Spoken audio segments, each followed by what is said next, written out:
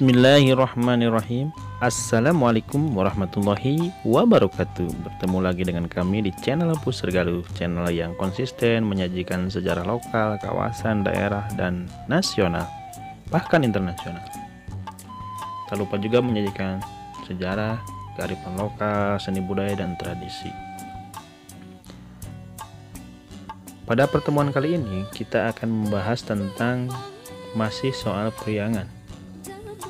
Keunikan Priangan yang sangat banyak sekali, dan ini adalah tentang gambaran kedudukan dan kekuasaan Bupati Priangan pada masa itu, khususnya pada masa Mataram ya.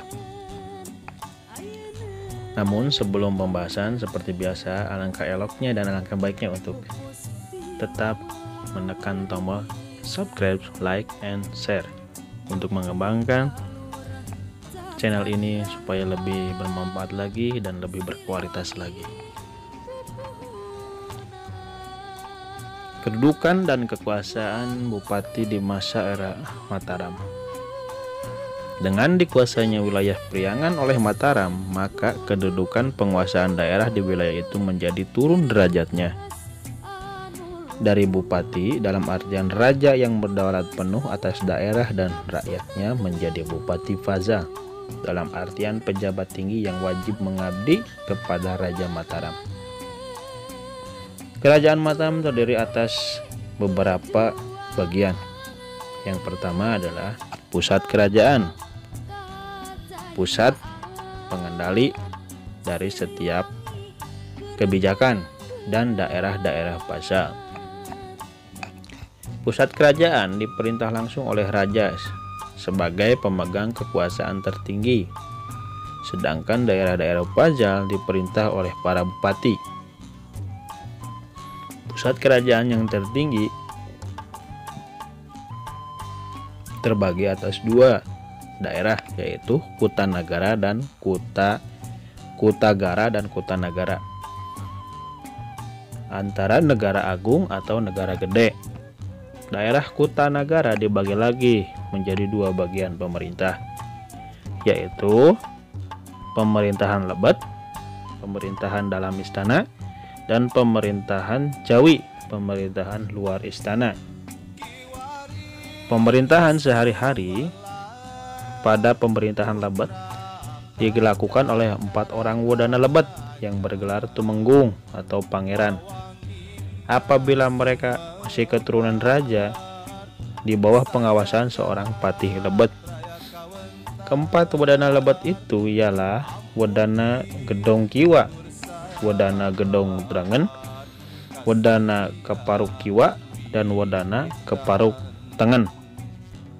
Dalam menjalankan tugasnya, keempat Wedana itu masing-masing dibantu oleh beberapa pejabat bawahan, yakni seorang Kliwon, seorang yang disebut juga Papatih atau Lurah Carik, seorang Kebayan dengan gelar Ngabehi, Rangga atau Raden,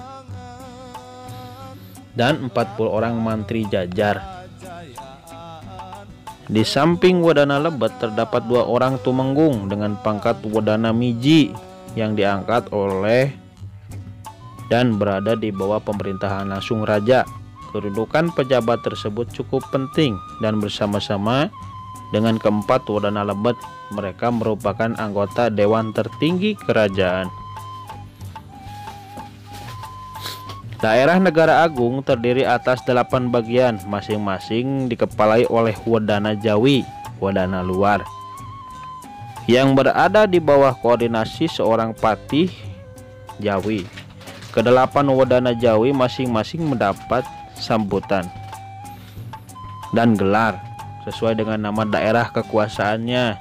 Contoh: Wedana Bumi, Wedana Bumija, Wedana Sewu, Wedana Numbak Anyar, Wedana Siti Ageng Kiwa, Wedana Siti Agung Lengen, Wedana Panumping, dan Wedana Pamekar. Sama halnya dengan Wedana lebat, Wedana Jawi pun memiliki pegawai bawahan yang disebut dan jumlahnya sama seperti pembantu Wedana lebat.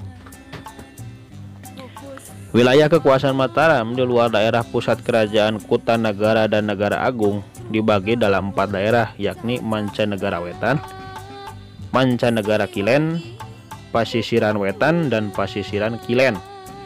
Masing-masing daerah dikepalai oleh seorang wedana atau bupati atau lebih dengan status sebagai bupati kepala dari kabupaten-kabupaten yang termasuk dalam wilayah wewenangnya. Tiap kabupaten-kabupaten yang termasuk dalam wilayah wewenangnya diperintah dan membawahi beberapa kelurahan atau patingen. Bupati dan para pejabat bawahannya masing-masing memiliki pegawai sesuai dengan urusan pemerintahannya.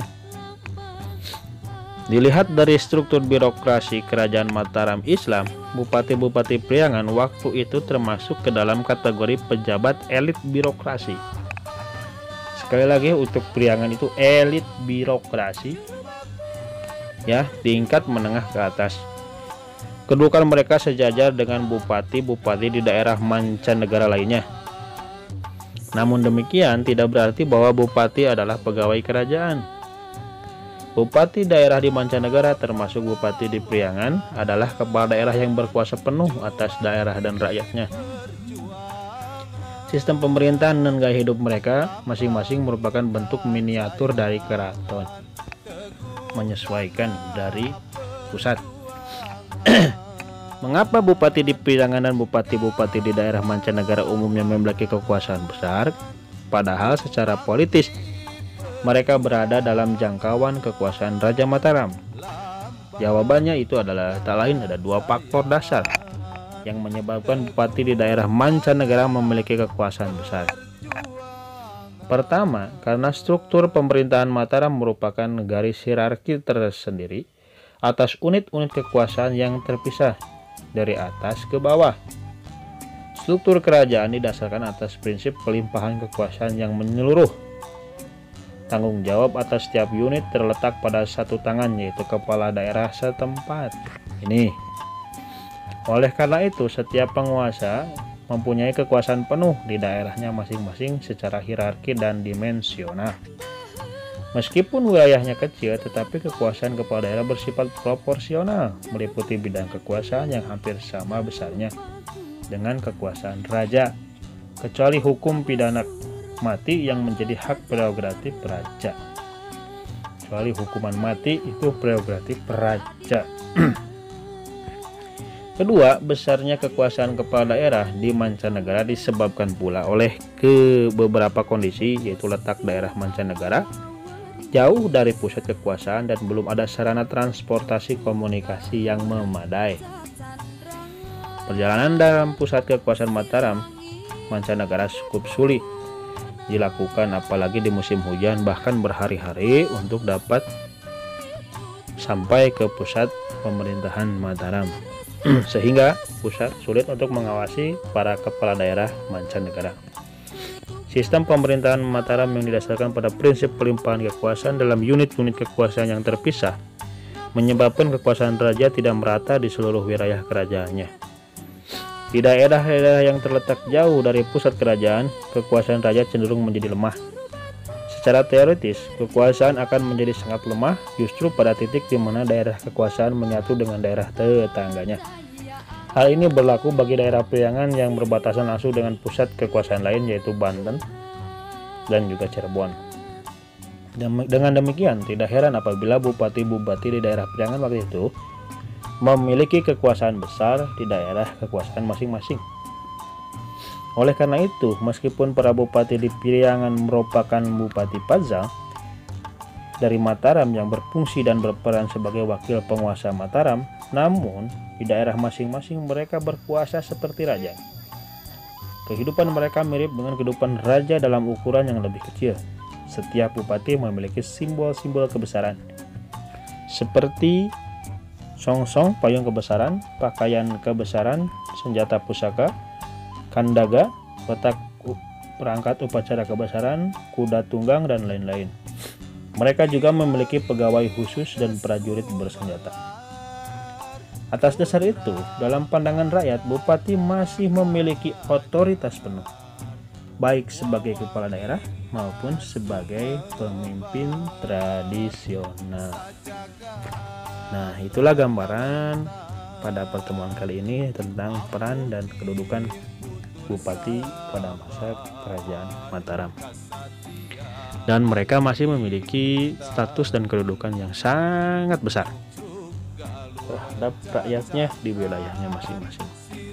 Inilah gambaran, mudah-mudahan menjadikan wawasan para bupati kita di abad ke-17 dan 19. Terima kasih. Pertemuan kali ini mudah-mudahan menjadikan ilmu dan bermanfaat bagi kita, khususnya bagi saya. Jangan lupa untuk share, like, dan komen. Terima kasih. Assalamualaikum warahmatullahi wabarakatuh. Sampurasun Mugia Rahayu Sanggung Dumadi.